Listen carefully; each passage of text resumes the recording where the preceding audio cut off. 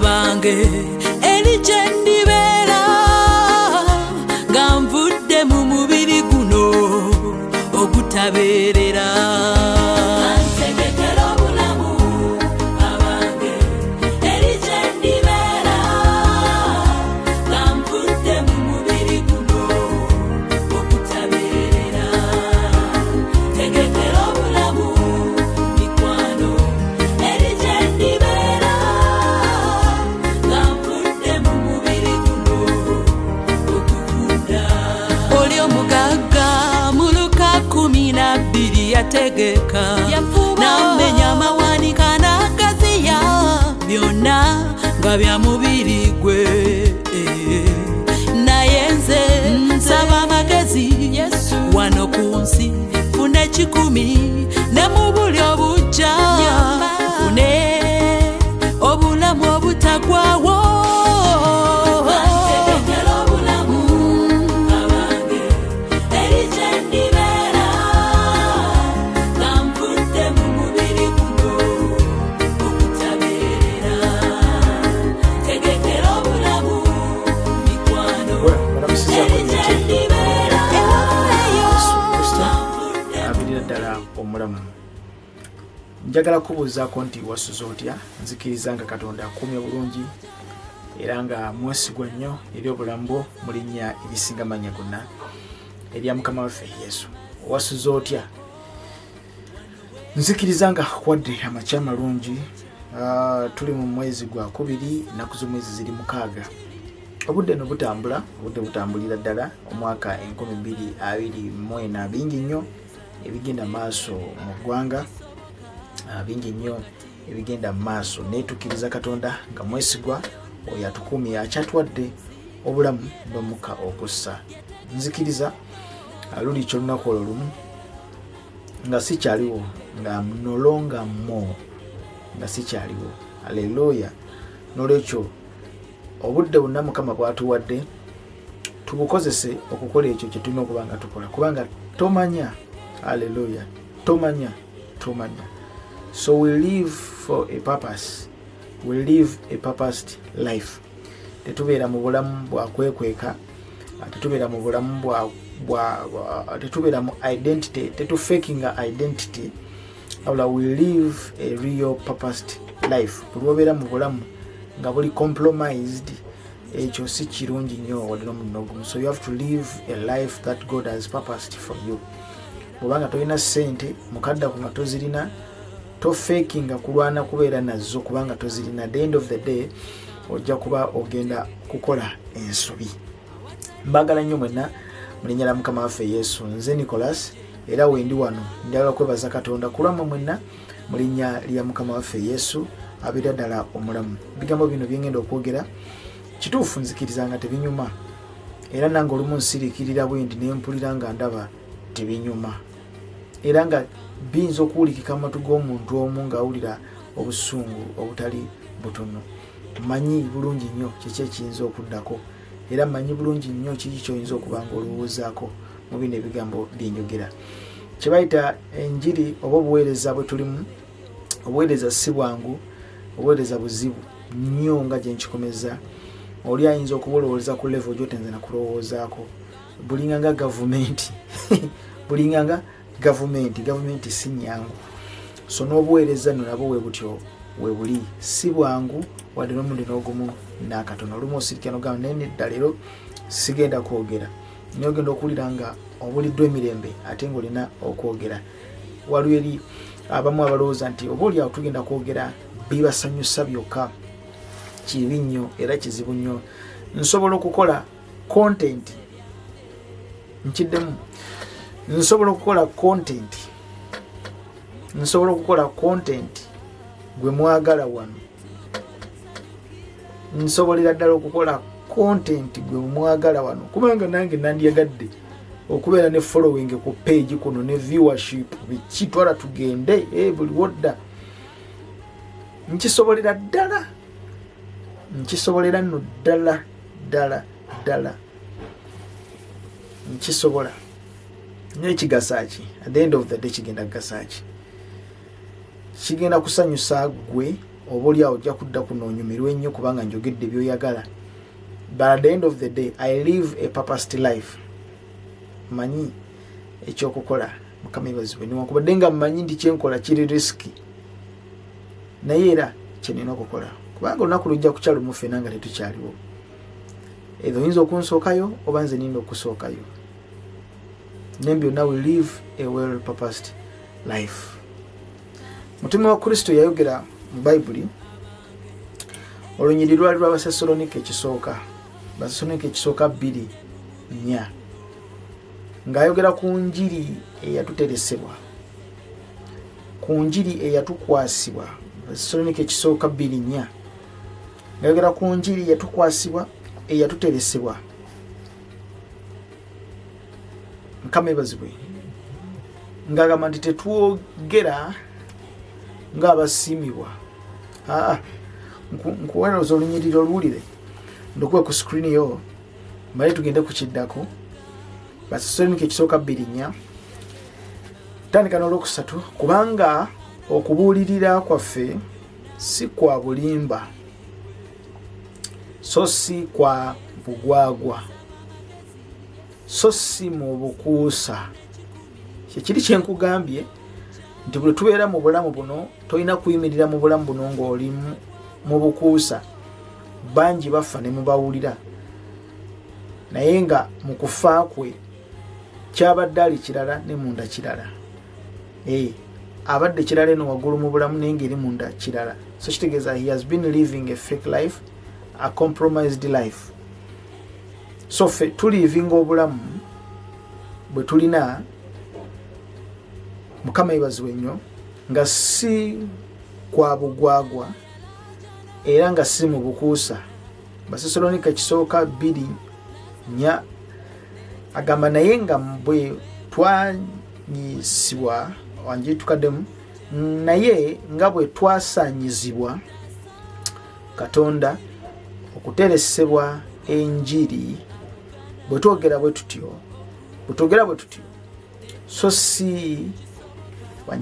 so si nga baagala okusiimibwa abantu, wabula Katonda akema emitima.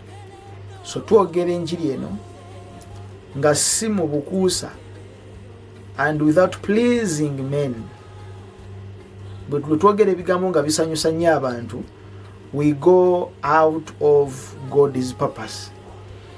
Kati kyekyo kiri mu buweereza, nti obuweereza mu kanisa, obuweereza twogera nnyo ebintu ebisanyusa abantu. We talk much to please men. Oli omuntu asobola okuyimirira ku kituuti n'asooka ayogerawo obugwagwa bwonna, naye ng'ekkanisa eri mu kukuba mu ngalo muganda wange, ng'ekkanisa eri mu kukuba mu ngalo, naye nga ebigambo byonna byali mu kwogera bugwagwa bwereere buwedde emirimu, naye nga bali mu kukuba mu ngalo basanyufu bazibu. Kumamu omuliro, gikumemu omuliro, kyekyo genda mu maaso, kyekyo pika, genda tugende, kyekyo gwasinga yogera, genda mu maaso, bano bagikumemu omuliro, bayitirivu nnyo. That's why ekkanisa ogisanga ng'ekubyeko naye newebuuza kiki ekigenda mu maaso, bonna basanyufu kubanga omusumba ayogedde ku kintu kye baagala. Baagala nnyo abantu bye baagala. Babula esomesa, kubanga okubuulira kwaffe si kwa bulimba so si kwa bugwagwa so si mu bukuusa. Buli wobuulirwa mu bugwagwa obungi ennyo oyingiramu mu bukuusa. At the end of the day, you are not living a purposed life.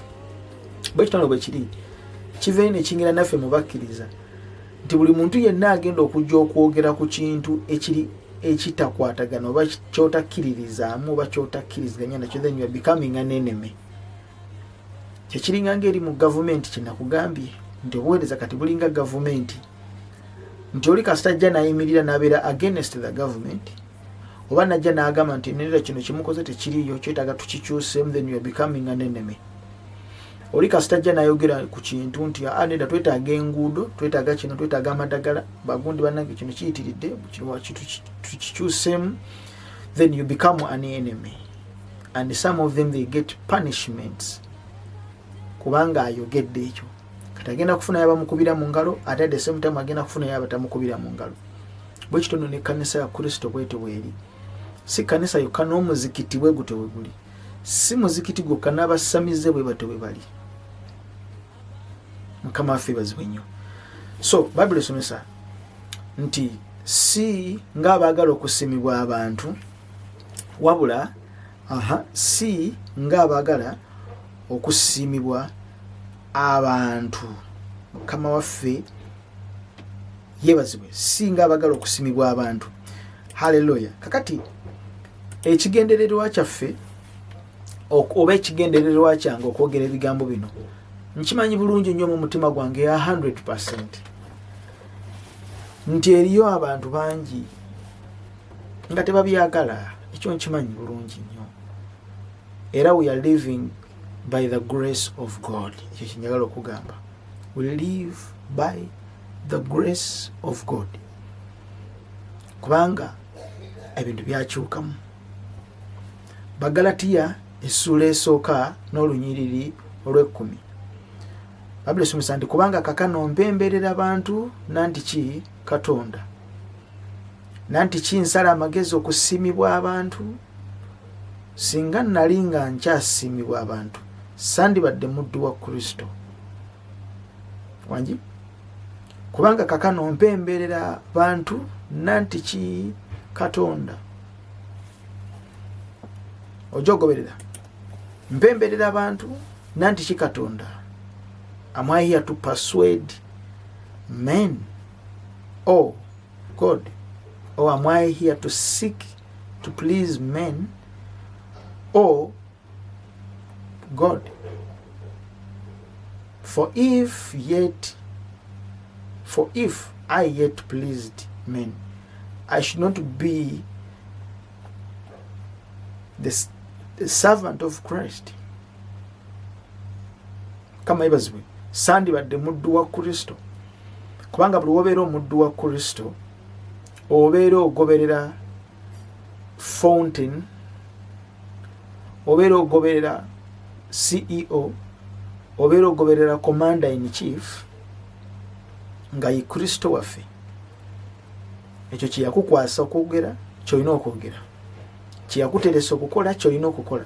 But buli wokivaako n'oddamu okole kiri ekirala kitegeeza nti ogenda kuba ovudde ku kino kyeyakuteresa okukola. Kitegeeza ki? Ogenda kuba osanyusa busanyusa bantu. Mukama waffe yeebazibwe nnyo. I know, manyi bulungi nnyo how risky our ministry is. Bible esomesa mu kitabo ekiyitibwa ekya Timoseewo ekisooka. Timoseewo ekisooka 5 n'olunyiriri lwa 8. Njagala kusiima Mukama olwa message emu. Nina messages nabadde nsoma olunaku lwejjo.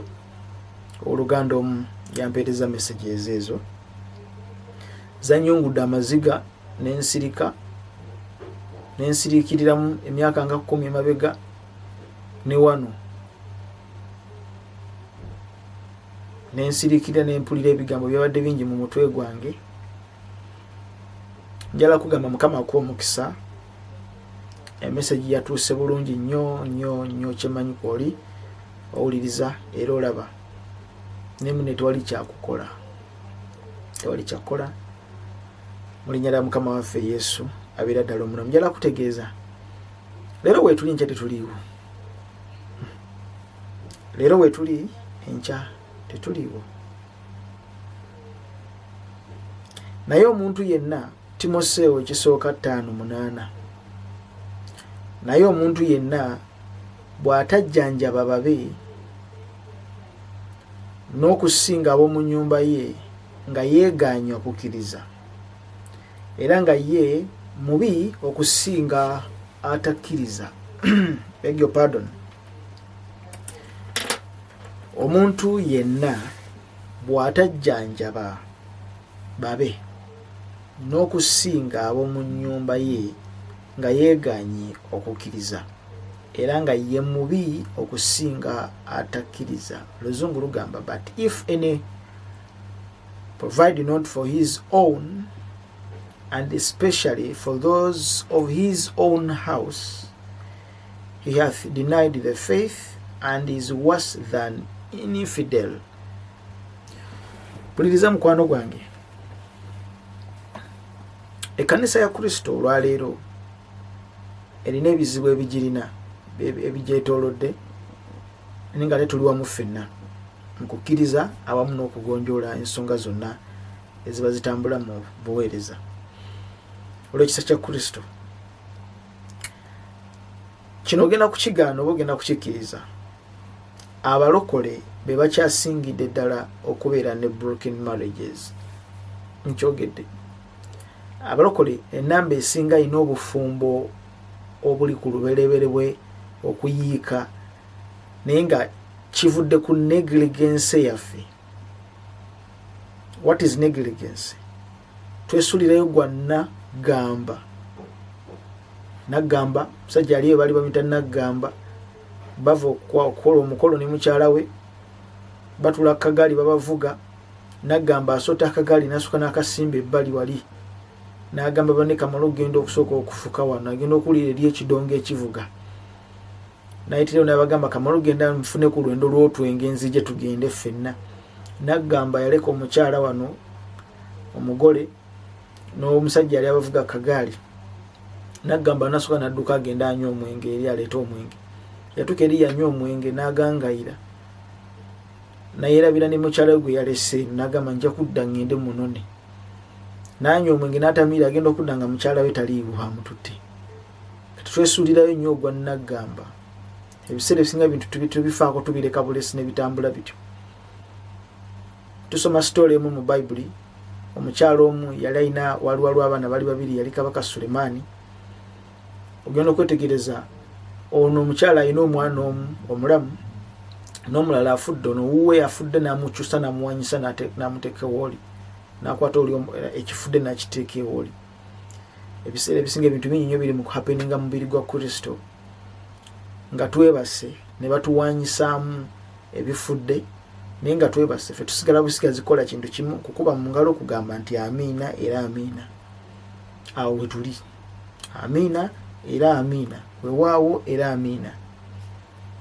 Ng'abasajja olwaleero bakunyumiza bababuulira obulokozi n'enjiri gye baatambulirangamu edda leero bakyaliwo abamu.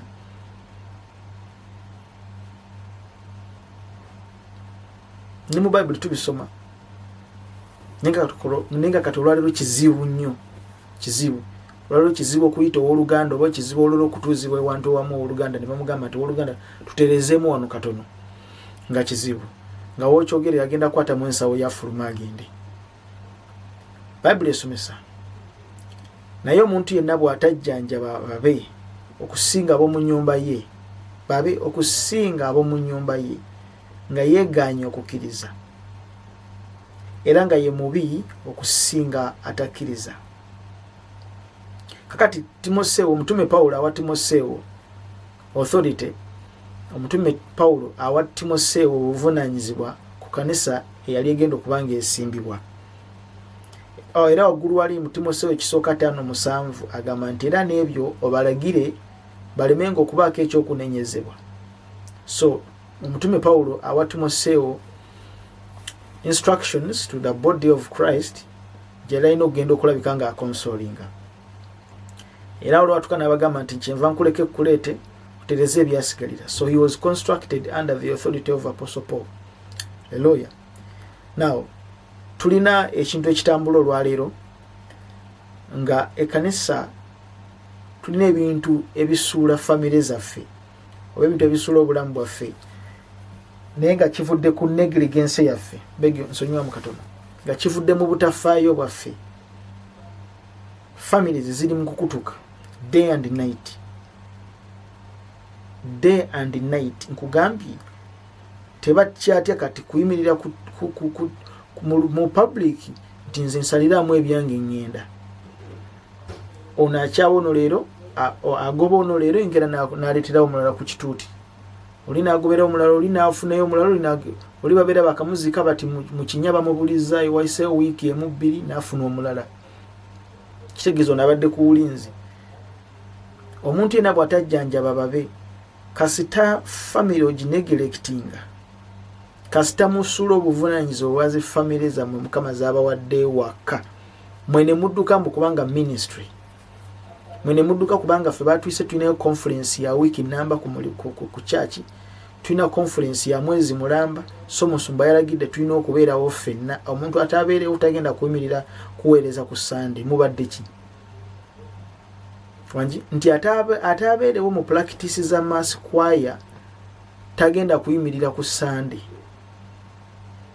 so nolwekyo ogenda kudduka omwami omuleke ewaka ayaziirana tomuwadde services eyetaaga kati godduse genda mu church kubanga musumba yatugambye ate njagala mbeerewo mbalage nti nange wendi mu service munnange ate mune tutabeerewo mune tetugenda kusobola kuweereza kakitegeeza nti ekanisa esinziza amaanyi ewaka bino bye mbagamba era bino mbyogera bwe nti nga mbitegeeza amazima gennyini nti gali nti maaza emutundwe kyekino ekizibu ekiriwo olwaleero era bwe mbagamba nti mukitereeze si bannabuzibu na muntu yenna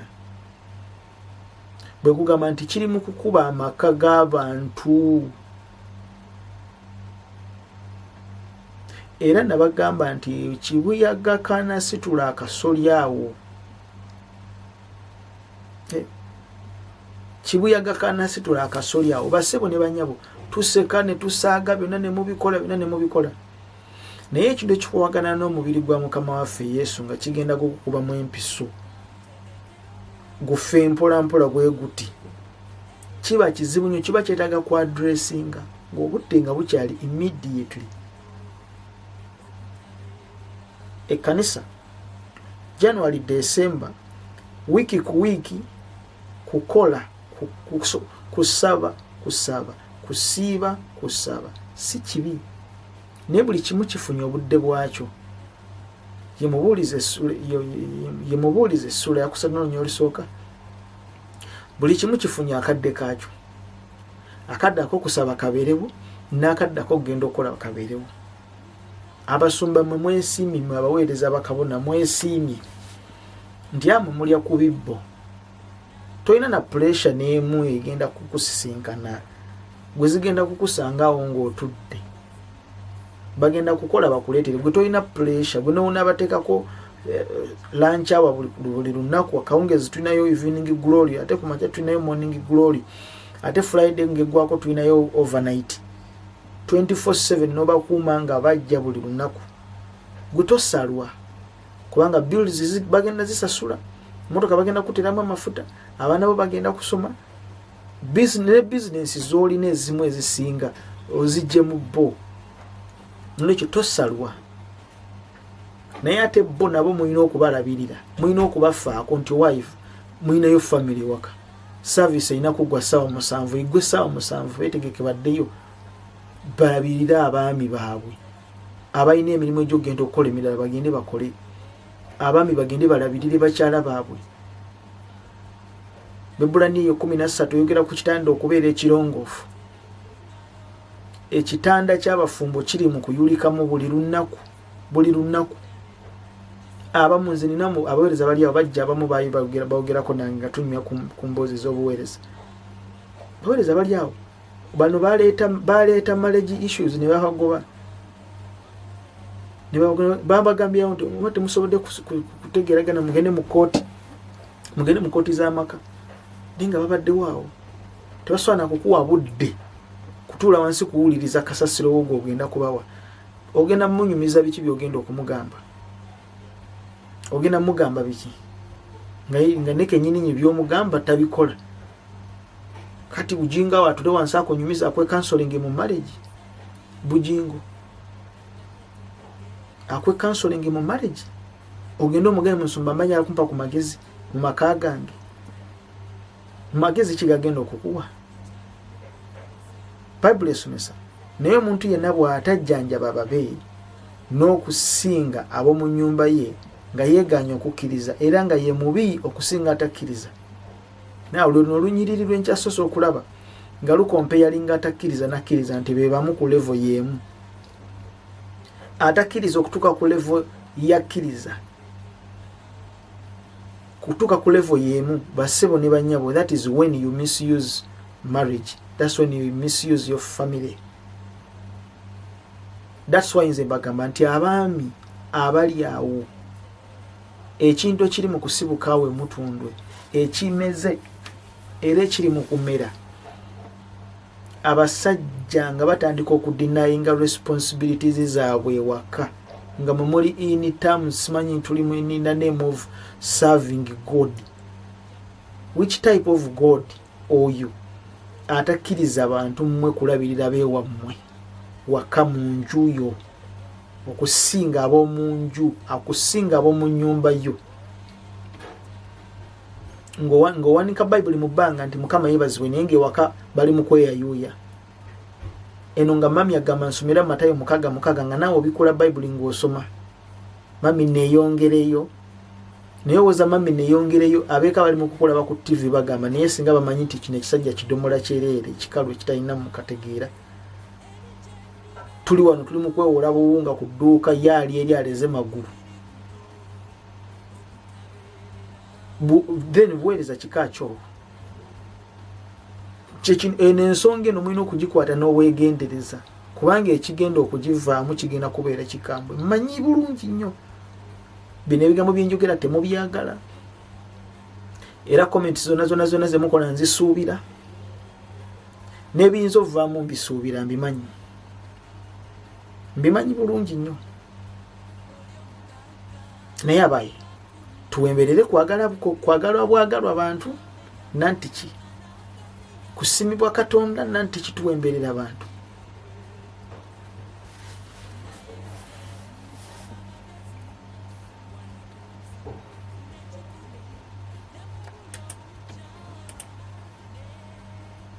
Mukama yeebazibwe kubanga kakano tuwemberera abantu ffe tusalewo kuwemberera abantu nanti ki Katonda. Nze mbuuza tusala amagezi okusiimibwa abantu nanti ki. Bible esomesa Bagalatiya essula esooka n'olunyiriri 10 kubanga kakano mpemberera abantu nanti ki Katonda nanti ki nsala amagezi okusiimibwa abantu. Singa nali nkyasiimibwa abantu sandibadde muddu wa Kristo. That's why nti bano abantu bano banoonyezebwanga n'okuttibwa ne battibwa bano. Enjiri erina weetuuka akaseera ng'ate wa mu kkanisa yennyini yanoonya omuntu owa mu kkanisa yennyini nga yanoonya nga mumunoonya mumukwate mumuleeta omutwe gwe wano nzi then kati njawo nja kuba wangi mumunoonye mumuleete wano wangi wakiri mpulira omukono gwe nga teguliko. Eyo nkugambye kanisa kati eringa gavumenti wevaayo yogere nnyo ogambe bannange amafuta galinnye bannange bagenda kukufuula ki ogenda kufuuka ki ogenda kutuuka kuwulira free our people simanyi free gundi free kibalama free gundi political prisoners free lwaki kubanga yogedde ekintu ekiri against bali kye bataagala. So this is applying in the Bible today. Njagala kumaliriza nga nva waggulu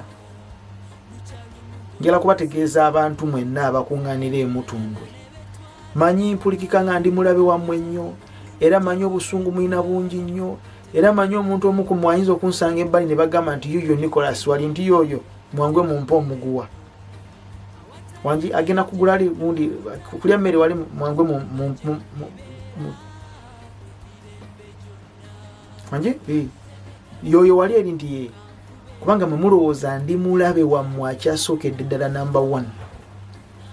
Naye otamanya Bible esomesezza neegamba nti gwe kasita osuulirira abeewammwe Timoseewo ekisooka 5:8 gwe kasita osuulirira famire yo n'ogireka neebeera ng'eyaziirana gwe ng'oyimiridde ku kitutwalira okuba gudiikudde okuba mazina simanyi nti Yesu twayambibwa Yesu yajja okutulokola ffe era tugenda mu ggulu simanyi Yesu weebale wamma twawona wamma twawona obuba obukoti buddeno naye nga gwe ate eri famire z'abanne eri famire yo eri mu kudaaga eri mu kukaaba tebamanyi na kye bagenda kulya.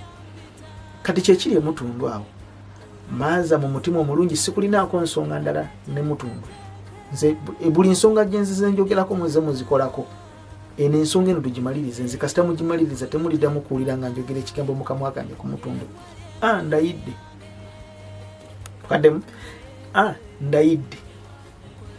Eno ensonga eno ke muligikolako muliddamu okuwulira nga njogera ekigambo Mutundwe mu kamwa kange. Lwaki? Kubanga manyi waliwo famire ziri mu kufa. Nkimanyi bulungi nnyo because I know sisobola kujja wano nenteeka face yange mu maaso wano nga sikimanyi. Nolwekyo abasajja abo mubate, free those people and they go. Commenting association mwe nabaleka sina kyembaagaza kubanga enkya ngenda kuleeta video endala mukube mu ngalo mwebebamu.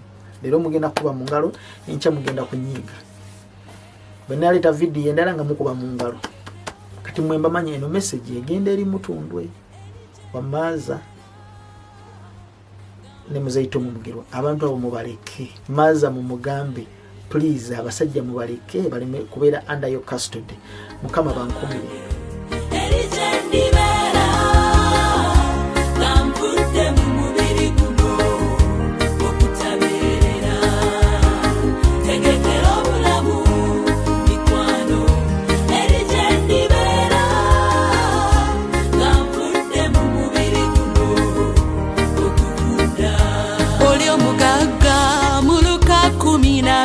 Yategeka namenya mawanika n'agaziya byonna nga bya mubiri gwe. Naye nze nsaba amagezi wano ku nsi funa 10 ne mu buli obujja